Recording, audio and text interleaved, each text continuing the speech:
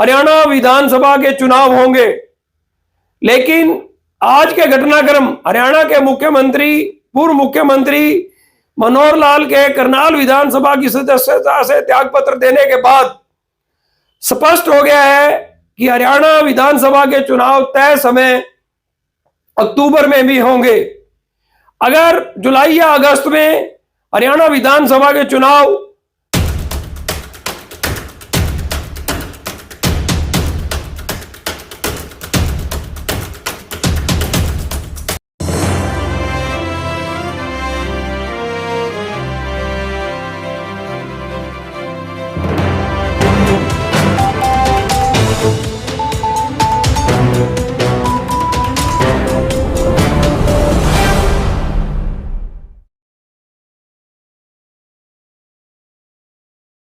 शहर फतेहाबाद की state bank road पर स्थित इलेक्ट्रॉनिक्स, फर्नीचर व हॉलमार्क ज्वेलरी का फतेहाबाद जिले का सबसे बड़ा शोरूम विशाल टीवी के। नमस्कार साथियों, मैं हूं सुनील सचदेवा। आप देख रहे हैं हरियाणा जनादेश टाइम्स टीवी। 13 मार्च 2024 का दिन है। काफी लंबे समय के बाद मैं बिल्कुल आमने सामने आपसे बातचीत कर रहा हूं। कैमरे के पीछे रहकर बहुत सारे वीडियो शूट किए हैं। आज का वीडियो शूट करने का एक मकसद है, हरियाणा में इस एक्सप्रेसवे के निर्माण में हरियाणा सरकार और विशेषकर मुख्यमंत्री मनोहर लाल जी को उनकी जो तत्परता रही है, मैं आज इसकी भी सराहना करूंगा। हरियाणा के विकास के लिए जिस तरह मनोहर लाल जी दिन रात काम करते रहे हैं, उसने राज्य में आधुनिक इंफ्रास्ट्रक्चर का एक बड़ा नेटवर्क तैयार कर दिया है। और मनोहर लाल जी और मैं बहुत पुराने साथी हैं। दरी पर सोने का जमाना था, तब भी साथ काम करते थे। और मनोहर लाल जी के पास एक मोटरसाइकिल रहती थी, तो वो मोटरसाइकिल चलाते थे, मैं पीछे बैठता था, रोहतक से निकलता था और गुरुग्राम आकर के रुकता था। ये हमारा लगातार हरियाणा का भ्रमण मोटरसाइकिल पे हुआ करता था। और मुझे याद है उस समय गुरुग्राम में मोटरसाइकिल पर आते थे, रास्ते छोटे थे, इतनी दिक्कत होती थी। आज मुझे खुशी हो रही है कि हम भी साथ हैं और आपका भविष्य भी साथ है।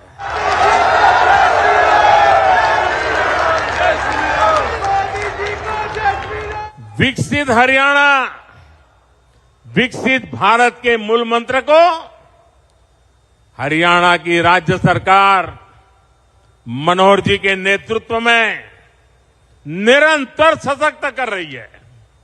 तो प्रधानमंत्री नरेंद्र मोदी के आगमन के बाद घटनाक्रम, राजनीतिक घटनाक्रम इस तेजी से पलटा है और पलट रहा है कि हर किसी, आम आदमी को छोड़िए, बड़े से बड़ा राजनीतिक धुरंधर भी हैरत में है। 11 मार्च को प्रधानमंत्री नरेंद्र मोदी ने गुरुग्राम में द्वारका एक्सप्रेसवे का शुभारंभ किया। हरियाणा सरकार ने प्रधानमंत्री के स्वागत में एक बहुत बड़ा आयोजन किया। प्रधानमंत्री नरेंद्र मोदी ने हरियाणा के मुख्यमंत्री की जितनी सराहना की, शायद ही इससे पहले कभी की हो।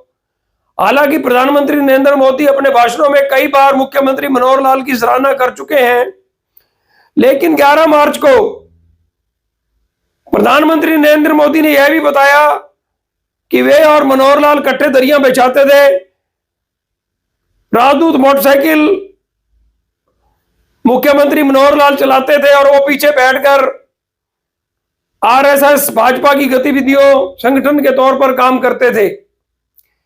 लेकिन 12 मार्च को 9:30 बजे प्रातः के बाद समय का चक्कर इतनी तेजी से घूमा, इतना तेजी से राजनीतिक घटनाक्रम देश के इतिहास में कभी नहीं हुआ। सरकारें पलटी हैं, सरकारों को बहुमत साबित करने का मौका मिला है, राज्यपाल की भूमिका भी कई जगह रही है, तो 2-4 दिन जरूर लगते हैं। लेकिन हरियाणा के मुख्यमंत्री 11:30 बजे के आसपास अपने पद से त्यागपत्र दे देते हैं।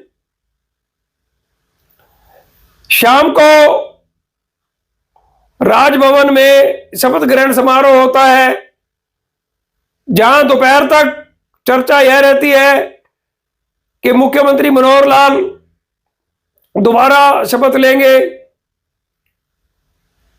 भाजपा जजपा गठबंधन के टूटने की घोषणा भी कर दी जाती है। लेकिन शाम को राजभवन में नायब सिंह सैनी कुरुक्षेत्र से सांसद शपथ ग्रहण करते हैं। करनाल के सांसद संजय भाटिया का नाम भी हरियाणा के मुख्यमंत्री के तौर पर पूरा दिन भर टीवी चैनलों पर घूमता रहता है। साथियों, एक जानकारी साझा करना चाहता हूं। मैं भी 35 साल से जर्नलिस्ट हूं, 61 साल का हो चुका हूं। राजनीतिक घटनाक्रम के बारे में हम भी अपने तौर पर पत्रकार साथियों से, राजनेताओं से, अन्य स्रोतों से जानकारियां हासिल करते रहते हैं। मुख्यमंत्री मनोहर लाल को किसी भी कमी की वजह से पदमुक्त नहीं किया गया है, यह जानकारी पक्के तौर पर मेरे पास है। मुख्यमंत्री मनोहर लाल के प्रधानमंत्री नरेंद्र मोदी, गृह मंत्री अमित शाह, राष्ट्रीय स्वयं सेवक संघ, सभी जगह पर 100/100 नंबर थे। लेकिन भारतीय जनता पार्टी लोकसभा चुनावों को लेकर नो रिस्क, भी किसी भी तरह का कोई रिस्क लिए बिना 400 का आंकड़ा पार करना चाहती है। एनडीए गठबंधन 400 के आंकड़े को जरूर छूना चाहता है। इसी को देखते हुए जैसे ही जजपा से गठबंधन तोड़ने का निर्णय कर लिया गया, हालांकि यह निर्णय बहुत पहले कर लिया गया था, मात्र औपचारिकता का निर्वाह किया गया है। जजपा पूर्व उप मुख्यमंत्री, पूर्व डिप्टी सीएम दुष्यंत चौटाला ने आज हिसार में कहा है कि उन्होंने 2 सीटें मांगी थी, वो नहीं दी। उन्होंने 5100 रुपए पेंशन की मांग रखी थी, वो नहीं दी गई। देखिए, यह तो एक राजनीतिक गॉसिप है। भारतीय जनता पार्टी बहुत पहले ही भाजपा के आला नेता कैलाश विजयवर्गीय ने जजपा भाजपा गठबंधन के टूटने में अहम भूमिका निभाई है। उन्होंने पार्टी के आला नेताओं को समझाया है कि इस गठबंधन के रहते भाजपा को राजनीतिक नुकसान होगा, लोकसभा चुनावों में नुकसान होगा। हम पिछले 2-3 माह से, बल्कि 6 माह से प्रधानमंत्री नरेंद्र मोदी, गृह मंत्री अमित शाह व भाजपा के आला नेताओं की गतिविधियों को देख रहे हैं। भारतीय जनता पार्टी तीसरी बार नरेंद्र मोदी के प्रधानमंत्री बनने को लेकर बड़ी गंभीरता से काम कर रही है। भाजपा के आला नेता जुटे हुए हैं, संगठन के नेता जुटे हुए हैं। किसी तरह का रिस्क भाजपा नहीं लेना चाहती। मैं आपको बता दूं कि मेरे पास एक निश्चित जानकारी है कि जजपा को बाय बाय कहने के बाद किसी तरह की सहानुभूति दुष्यंत चौटाला जजपा के प्रति पैदा ना हो, इसलिए मुख्यमंत्री मनोहर लाल की बलि दे दी गई है। हालांकि यह एक पत्रकारिता का शब्द है बलि, लेकिन हरियाणा के पूर्व मुख्यमंत्री मनोहर लाल को पार्टी में बहुत ही महत्वपूर्ण स्थान मिलने वाला है। संभव है कि लोकसभा चुनाव करनाल से उन्हें लड़ा दिया जाए। आज मुख्यमंत्री ने विधानसभा में करनाल सीट से त्यागपत्र देते हुए स्पष्ट तौर पर कहा है कि नायब सिंह सैनी हरियाणा के मुख्यमंत्री हैं, मेरे प्रिय हैं, और करनाल सीएम सिटी बना रहे, इसीलिए वो नायब सिंह सैनी के लिए ही करनाल सीट छोड़ रहे हैं।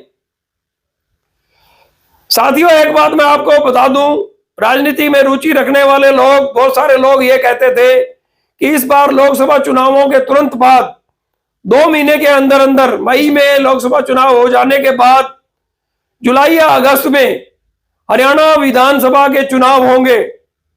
लेकिन आज के घटनाक्रम हरियाणा के मुख्यमंत्री पूर्व मुख्यमंत्री मनोहर लाल के करनाल विधानसभा की सदस्यता से त्यागपत्र देने के बाद स्पष्ट हो गया है कि हरियाणा विधानसभा के चुनाव तय समय अक्टूबर में भी होंगे। अगर जुलाई या अगस्त में हरियाणा विधानसभा के चुनाव करवाए जाने होते तो करनाल से पूर्व मुख्यमंत्री मनोहर लाल के त्यागपत्र की जरूरत नहीं थी। नायब सिंह सैनी पूरे 6 माह तक 6 महीने के अंदर अंदर उन्हें विधानसभा की सदस्यता ग्रहण करनी कानूनी तौर पर जरूरी थी तो वो कर लेते, लेकिन नहीं। भाजपा किसी तरह का ना तो लोकसभा चुनावों में रिस्क लेने के मूड में है, ना ही हरियाणा विधानसभा के अक्टूबर में ड्यू चुनावों को लेकर है। आज के घटनाक्रम से साबित यह होता है कि पक्के तौर पर भारतीय जनता पार्टी लोकसभा चुनावों में हरियाणा में पिछले चुनाव की तरह 10 की 10 सीटें जीतने की योजना पर काम कर रही है। इसी तरह विधानसभा के चुनावों को लेकर आगे रणनीति बनाई जाएगी। भाजपा के दिमाग में आज ही हरियाणा विधानसभा के चुनाव भी हैं। मुख्यमंत्री मनोहर लाल का आज त्यागपत्र और लोकसभा चुनावों के साथ ही करनाल विधानसभा सीट का भी चुनाव होगा। निश्चित तौर पर नायब सिंह सैनी करनाल से भाजपा के विधानसभा प्रत्याशी होंगे। हरियाणा का ठंडा सा एक तरफा हो चला राजनीतिक घटनाक्रम फुल गर्मी पकड़ चुका है। तरह तरह के आकलन किए जा रहे हैं।